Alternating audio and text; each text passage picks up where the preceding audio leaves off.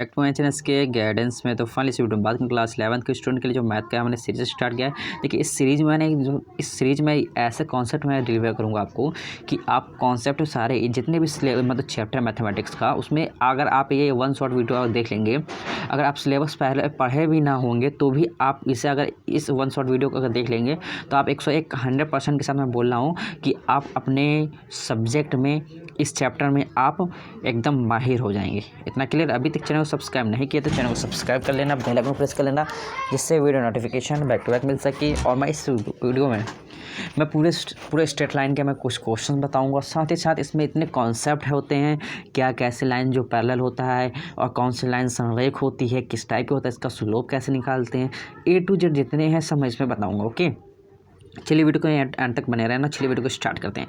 देखिए सबसे पहले स्ट्रेट लाइन का मतलब क्या हो, कोई भी स्ट्रेट लाइन होता है इसका अगर जनरल फॉर्मूला की बात करते हैं, कोई भी स्ट्रेट लाइन है तो उसकी जनरल अगर फॉर्मूला की बात करते हैं तो फॉर्मूला जैसे मान लेते हैं AX हो गया प्लस का BY हो गया प्लस का C = 0 हो गया। कोई भी सरल रेखा मतलब कोई भी सिंपल एक लाइन है, अगर कोई भी लाइन हमने माना कि ये लाइन है, ठीक है, जैसे लाइन हमने नेम दिया A और B कोई लाइन है, ठीक है।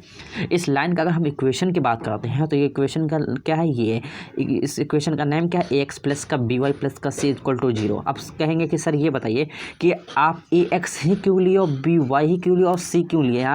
हम यहाँ पे 3x प्लस का 4y प्लस का 9 नहीं लिख सकते क्या? लिख सकते हो। हमने इसको हमने जनरल फॉर्मूला लिया। मतलब कहने का मतलब है जो इक्वेशन ऑफ जो फैमिली ऑफ जो लाइन होती है, मतलब कहने का मतलब जो पूरे लाइन का जो समीकरण होता है यानी कि जनरल सॉल्यूशन जो होता है लाइन का ये होता है। तो पूरी लाइन का जनरल सॉल्यूशन ये होता है। चलिए देखिए सबसे पहले हमने क्या लिखा है, यदि सरल रेखा x अक्ष के धनात्मक दिशा में कार्य कर रहा हो तो उसका बनाया गया कोण जो होगा पॉजिटिव होगा। कहने का मतलब ये कोई भी लाइन हमने माना कि इस तरीके से लाइन रेखा कोई यहाँ पर स्लोप है, मैंने कहने का मतलब इसका कोऑर्डिनेट है, समझे। जैसे कि मान लेते कोई एंगल है इस तरीके से, कह रहे कि धनात्मक x, हम जानते हैं धनात्मक x की बात करता है तो हमने माना कोई ये लाइन इस तरीके से जा रहा होगा, अगर कोई लाइन इस तरीके जा रहा होगा तो कह रहा है कि धनात्मक दिशा मतलब ये जो कोण जो बना है वो थीटा बना है। ये कोण को थीटा कहने का मतलब जो ये थीटा है वो किसके बराबर है, वो tan थीटा के बराबर है, tan थीटा के बराबर है। और इसी थीटा को हम बोल दिए स्लोप यानी कि m जो हो गया वो tan थीटा के बराबर होगा। इसी को अगर आप डिफरेंशिएशन पढ़ेंगे यानी क्लास 12th में तो इसी m को आप क्या बोलेंगे, डिफरेंशिएशन यानी कि dy/dx आप इसको बोलेंगे, यानी dy/dx। Differentiation with respect to किसके, x के रिस्पेक्ट में इसको आप डिफरेंशिएशन करेंगे। तो हम जानते हैं अगर यहाँ पे एक चीज़ और है, यहाँ पे अगर थीटा की बात करते हैं तो माने कोई थीटा इस तरीके, तो हम यहाँ पे अगर एंटी क्लॉक लेंगे तो अगर हम एंटी क्लॉक वाइज लेंगे तो थीटा क्या लेंगे, पॉजिटिव लेंगे। कहने को एंटी क्लॉक का क्लॉक क्या होता है, देखिए अगर हम यहाँ पे इस तरीके से इस डायरेक्शन में मूव करते इस डायरेक्शन में मूव करते हैं तो हमारा ये एंटी क्लॉक है। मतलब कौन सा है, वो एंटी क्लॉक है, बस ठीक है, एंटी क्लॉक है। अगर हम थीटा को इस डायरेक्शन में मूव करते हैं तो ये हमारा क्लॉकवाइज है। क्या है, क्लॉकवाइज है, ये हमारा क्लॉकवाइज है। अगर थीटा को अगर एंटी क्लॉक बोलेंगे तो थीटा हमारा पॉजिटिव होगा, अगर हम क्लॉकवाइज करेंगे तो थीटा हमारा क्या होगा, नेगेटिव होगा। तो ये बात याद रखें, ठीक है। चलिए आगे देखते हैं जो पॉइंट हम लिख के लाएँ। जो आगे पॉइंट लिख के आया कि सरल रेखा का समीकरण जो है y अक्ष पर C अंतःखंड काटती है और जिसका जो ढाल है यानी कि इसका स्लोप m है, तो कोई भी इक्वेशन होता है वो mx प्लस का c होता है। कहने का मतलब ये है कि माने कोई लाइन है ठीक इस तरीके से, और हमने माने कि कोई लाइन है जो इस तरीके से अंतर इंटरसेप्ट कर रही है। इंटरसेप्ट करने का मतलब प्रतिच्छेद कर रही है। तो कह रहा है कि यहाँ पे कि जो लाइन है यानी कि जो ये लाइन है वो एक्स क्या है, एक्स अक्ष की धनात्मक दिशा में कर रहा है। तो आप ऐसे भी लिख सकते हैं, हमने ऋणात्मक दिशा में काटा है, आप ऐसे भी लिख सकते हो। चलिए मान लो थोड़ी देर की ये लाइन है, क्या लाइन है, A और B इस तरीके से कोई लाइन है। तो इसका अगर स्लोप करते हैं तो देखिए इसका स्लोप एंटी क्लॉक, हम अगर एंटी क्लॉक लेंगे तो थीटा पॉजिटिव यानी m = क्या हो जाएगा, tan थीटा हो जाएगा, होगा कि नहीं। अगर m = tan थीटा होगा, यहाँ पे देखिए यहाँ पे स्लोप जो होगा यानी C अंतःखंड काट रही है यानी कि C अंतःखंड काट रही है, तो इसका जो समीकरण क्या हो जाएगा, y = mx प्लस का c हो जाएगा। क्या हो जाएगा, y = mx प्लस का c हो जाएगा, जिसमें y जो है उस एक्सेस पे काट रही है, इंटरसेक्ट कर रही है, और m क्या है, इसका क्या है, m इसका स्लोप है, और c क्या है, जिस एक्सेस में वो काट रही है उसके द्वारा अंतःखंड है। ओके, चलिए आगे देखते हैं। चलिए जैसे मान लो कोई 2 पॉइंट गिवन हो, जैसे कि कोई भी सारा रेखा है उसका एक पॉइंट हमें गिवन हो, जैसे x1 y1 मान लिया और उसका स्लोप यानी कि m का मान गिवन हो गया, तो हम इक्वेशन कैसे निकालते हैं। देखिए जैसे कि हमने माना कि हम इसका जनरल फॉर्मूला तो ये क्या है कि y माइनस का y1 इक्वल टू m, और इसको इससे एक जनरल फॉर्मूला इसका ये भी होता है कि देखिए यहाँ पे ये लिखा हुआ है कि यहाँ पे ये वाला लिखा है, देखिए क्या है y माइनस का y1 इक्वल टू m और x माइनस का x। अगर यहाँ पे अगर हमें स्लोप ना दे करके अगर यहाँ पे हमें 2 पॉइंट दे देगा, कैसे x1 y1 का मान दे देगा और x2 और y2 का मान दे देगा, तब जाके बोलेगा ये 2 बिंदु से जाने वाली रेखा का समीकरण क्या होगा। तब हम इस कंडीशन में ये वाला फॉर्मूला का यूज़ करेंगे। क्या करेंगे, y माइनस का y1 equal to y2 minus y1 upon में x2 माइनस का x1 ब्रैकेट के अंदर x माइनस का x1 होता है, यानी कि ये फॉर्मूला यूज़ होगा। ठीक है, चलिए आगे देखते हैं। तो देखिए कोई इक्वेशन हमने मान लिया कि यहाँ पे देखिए, अब जैसे मान लिया कोई पॉइंट 2 दे दिया, जैसे हमने मान थोड़े 2 मिनट के लिए एग्जांपल अगर लेते हैं, जैसे मान लिया कि 2,3 दे दिया। ठीक है, जैसे ये मान लिया एग्जांपल हमने मान लिया कि ये पॉइंट ए है और ये हमने कोई बी पॉइंट मान लिया, ये पॉइंट हमने 3,2 दे दिया।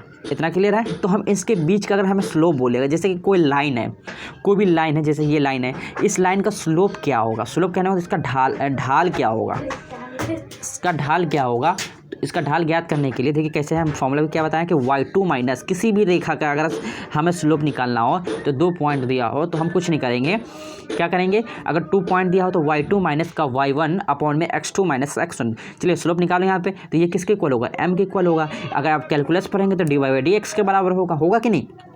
चलिए अगर यहाँ पे स्लोप लिखे तो इसको x1 y1 है, इसको x2 y2, चलिए y2 माइनस का y1 यानी कि y2 में से तो क्या माइनस का 1 होगा। ठीक है, अब क्या है x2 माइनस x2 में से काट रहे 1 हो गया, यानी काटेंगे तो इसका स्लोप क्या होगा 1 होगा, यानी कि माइनस का 1 होगा।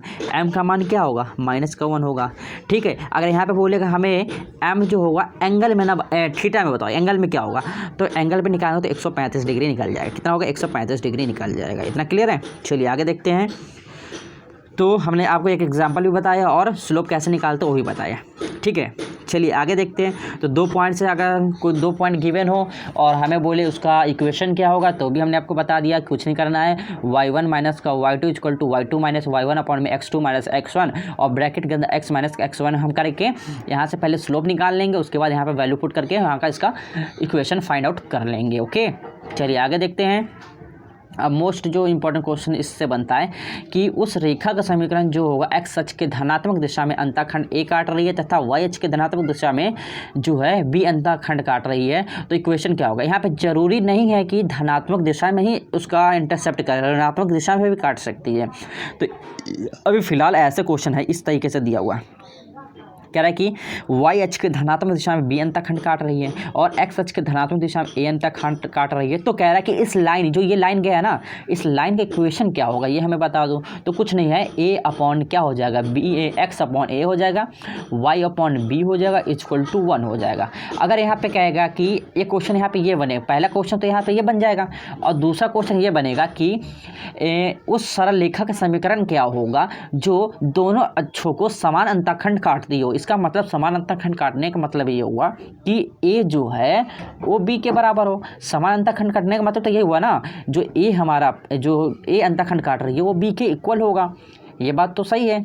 अगर A B के इक्वल होगा तो हम बोल सकते हैं कि x अपॉन A जो होगा वो प्लस का y अपॉन B की जगह हम A ले लें थोड़ी देर के लिए। अभी फ़िलहाल A ले लेंगे तो हमारे पास जो इक्वेशन बनेगा x upon y, x plus का y इक्वल टू A हो जाएगा। तो एक समीकरण ये बन जाएगा, दूसरा समीकरण A बन जाएगा। तो याद रखें दोनों समीकरण को। ओके, चलिए आगे देखते हैं।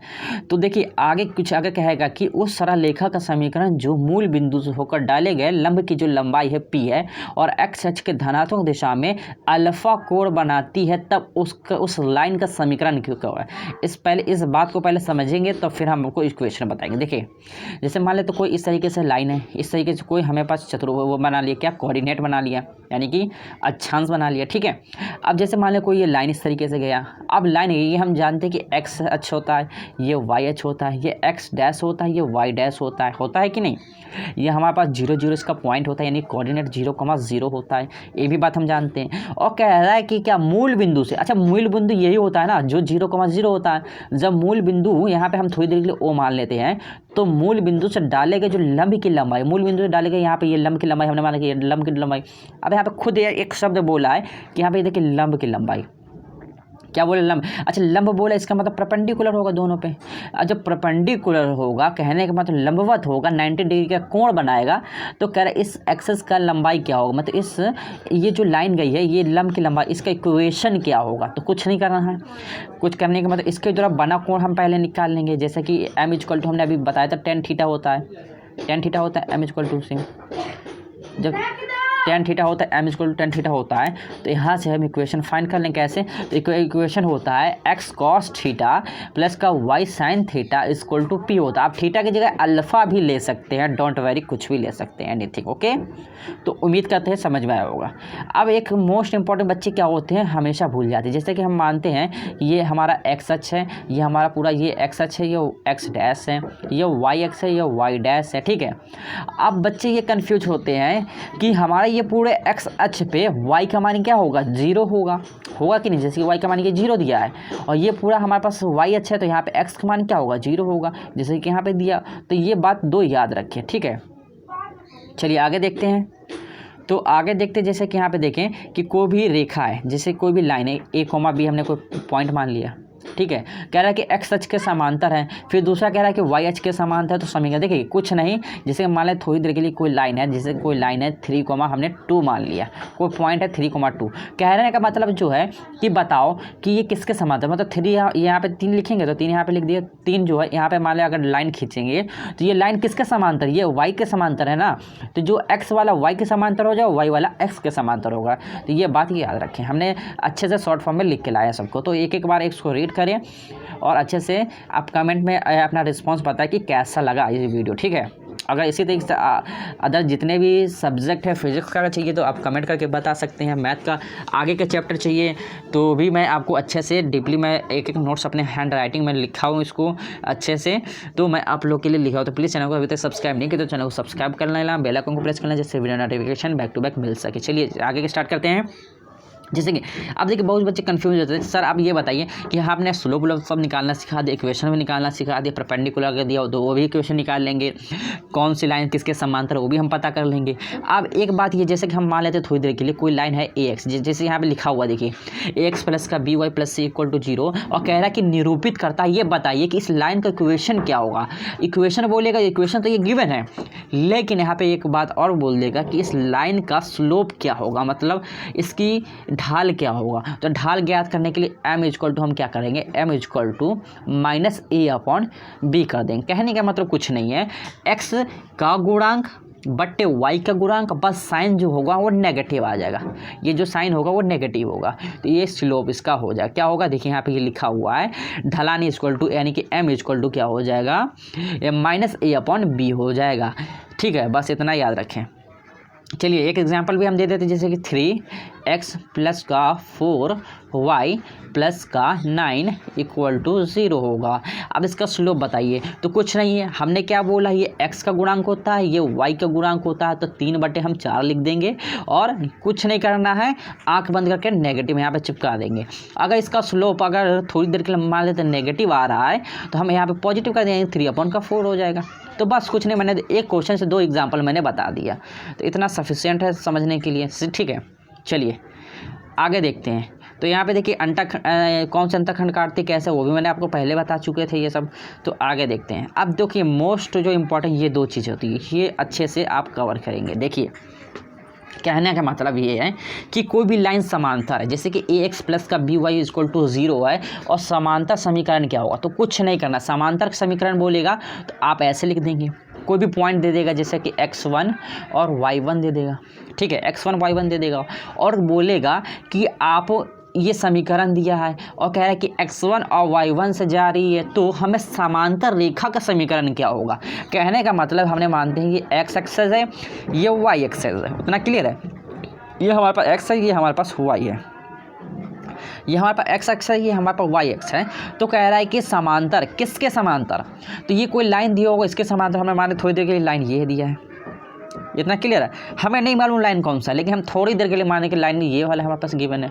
तो हम इसके समांतर एक दूसरा लाइन हमें ये हमने खींच लिया, तो ये दूसरा लाइन अपने मन से खींचा है ना, ये अपने मन से खींचा, तो इस लाइन की इक्वेशन क्या होगा वो हमें बताना है। कहने के बाद इनके बीच की दूरी हमें दे रखी है, इसके बीच की दूरी हमें बतानी है, और प्लस इस लाइन जो हमने ये लाइन ड्रॉ किया, इस लाइन की इक्वेशन क्या होगा वो हमें बतानी है। ठीक है, चलिए देखते हैं। ठीक है, अब देखते हैं कैसे करेंगे। अब जैसे कि कोई भी हमने मान लिया समीकरण, कुछ नहीं करना है हमें। अगर समांतर रेखा के समीकरण की बात करेगा तो कुछ नहीं करेंगे। जैसे कि यहाँ पे ये देखिए इक्वेशन गौर से देखिए क्या है, ए एक्स प्लस का बी वाई। अब यहाँ पे देखिए बी वाई, अब यहाँ पे जो भी समीकरण होगा इक्वल टू हम सी कर देंगे। क्या कर देंगे? सी कर देंगे। ये बात याद रखें।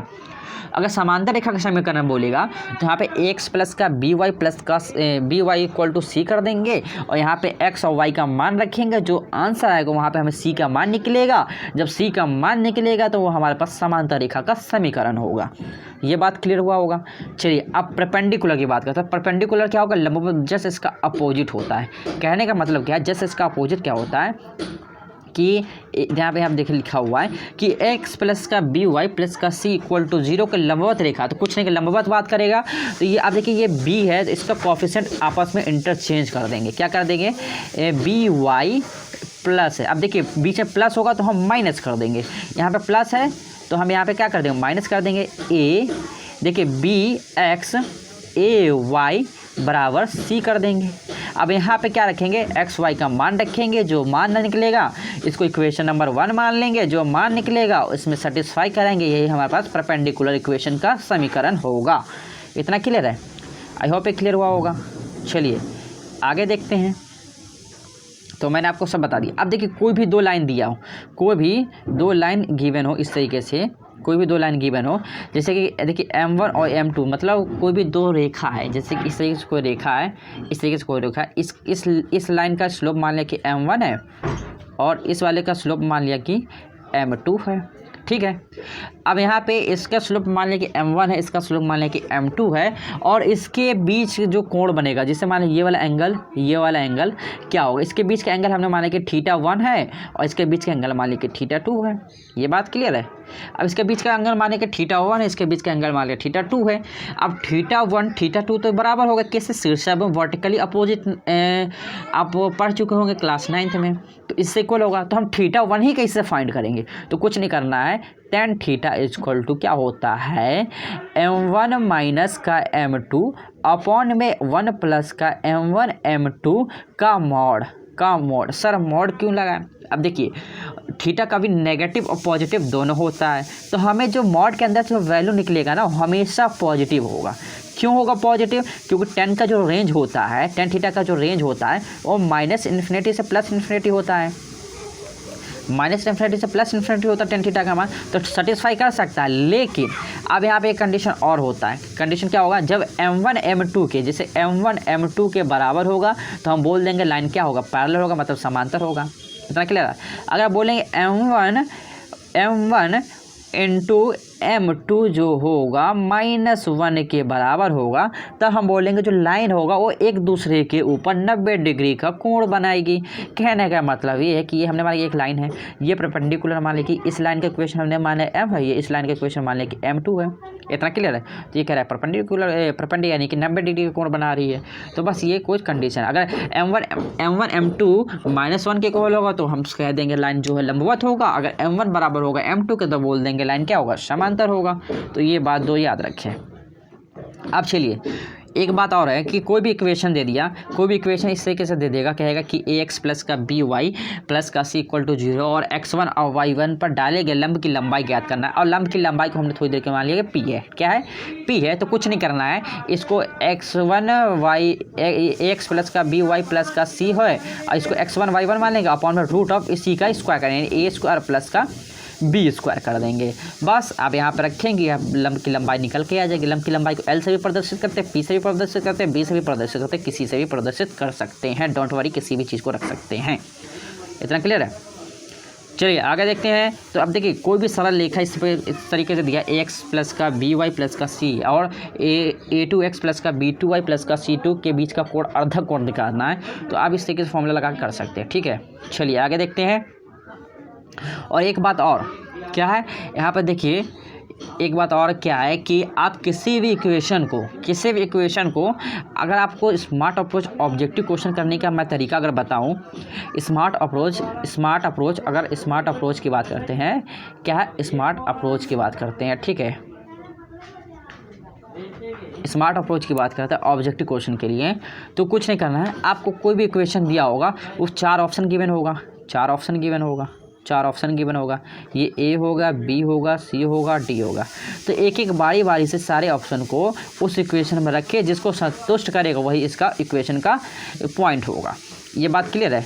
तो उम्मीद करते हैं आपको ये वीडियो पूरे स्ट्रेट लाइन समझ में आया होगा। A to Z मैंने इन्फॉर्मेशन बताया, कुछ एग्जांपल लेके समझाया। तो उम्मीद करते हैं वीडियो समझ में आया होगा। वीडियो को अगर हेल्पफुल रहा होगा तो अपने फ्रेंड सर्कल में शेयर करना, चैनल को सब्सक्राइब नहीं किया तो चैनल को सब्सक्राइब करना, ओके।